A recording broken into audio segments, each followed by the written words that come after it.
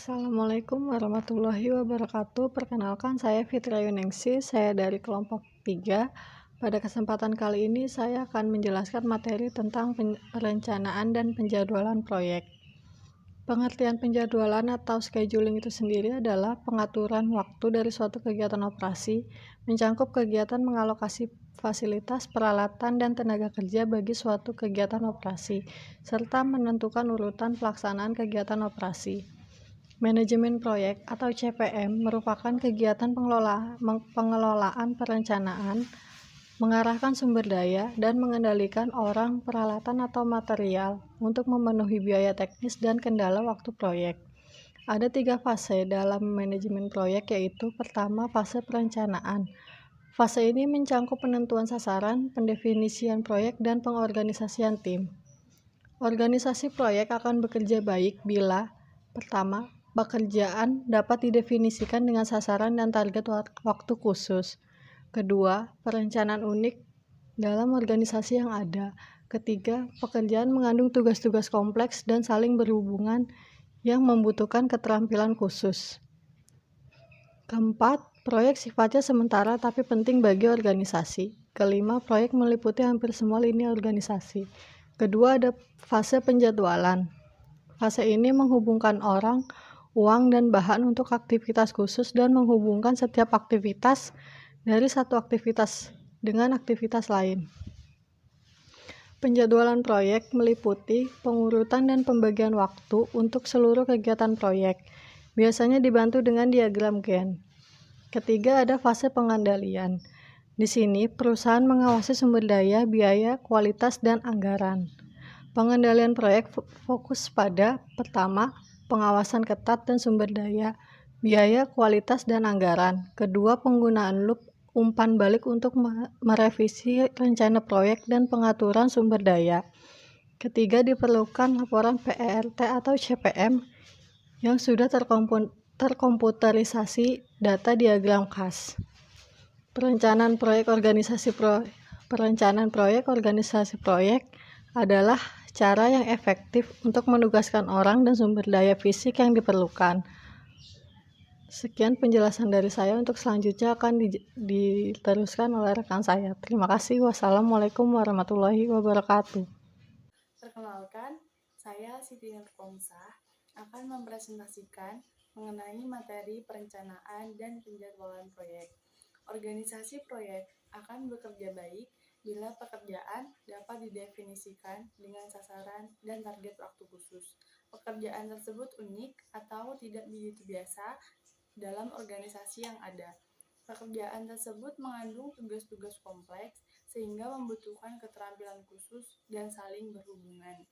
Proyek bersifat sementara tetapi penting bagi organisasi dan proyek meliputi semua lini organisasi. Salah satu pendekatan proyek yang populer adalah diagram Gantt yang akan membantu untuk memastikan bahwa semua kegiatan telah direncanakan, urutan kinerja telah diperhitungkan, perkiraan waktu telah dicatat, dan keseluruhan waktu proyek telah dibuat. Penataan proyek dalam manajemen proyek ada berbagai hal, diantaranya penataan proyek matriks, penataan proyek fungsional, dan penataan proyek murni. Dalam analisa jaringan merupakan analisis pekerjaan proyek yang dapat membantu pekerjaan manajemen proyek. Antara lain kegunaannya yaitu dapat melakukan perencanaan, mengatur jadwal pelaksanaan, melakukan kegiatan, dan mengambil keputusan.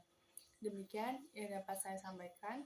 Untuk materi selanjutnya akan disampaikan oleh rekan saya, Miftah Gia Nugroho. Kepadanya dipersilakan.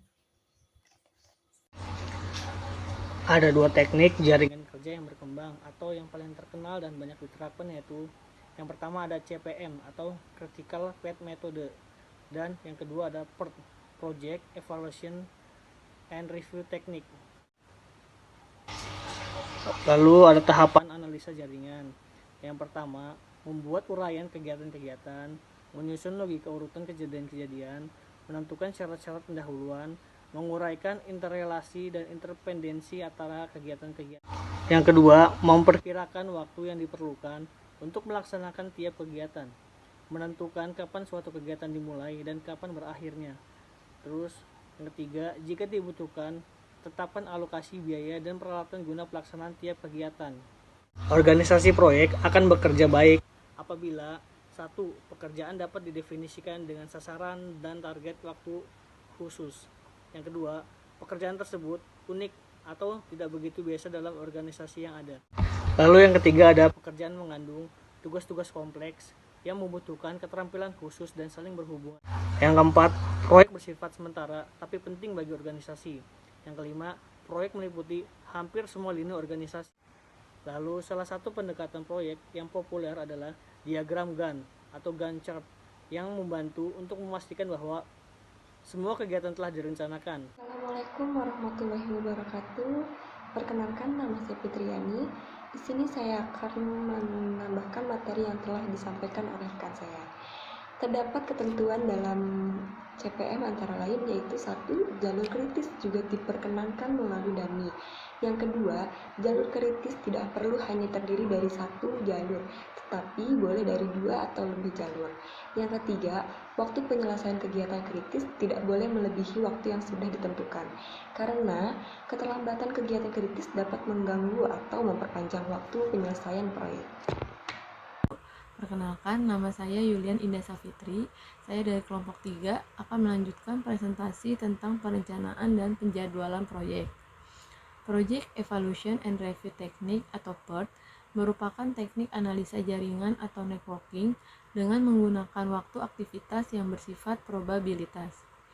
PERT bertujuan untuk memperkirakan waktu aktivitas untuk jaringan proyek atau aktivitas sehingga akan diperoleh yang pertama, 3 perkiraan waktu untuk masing-masing kejadian sehingga memperoleh waktu rata-rata dan varians. Yang kedua, waktu perkiraan proyek atau aktivitas beserta rata-rata dan varians. Yang ketiga, probabilitas penyelesaian proyek atau aktivitas sesuai dengan waktu proyek dan aktivitas. PERT dikenal dengan 3 perkiraan waktu, yaitu yang pertama, waktu paling sering terjadi, yang kedua, waktu optimis, dan yang ketiga, waktu pesimis. Slide selanjutnya akan dijelaskan oleh Saudara Anggi. Terima kasih. Saya akan membaca slide ke-7, yaitu langkah PRT untuk menyelesaikan permasalahan dengan menggunakan teknik PRT.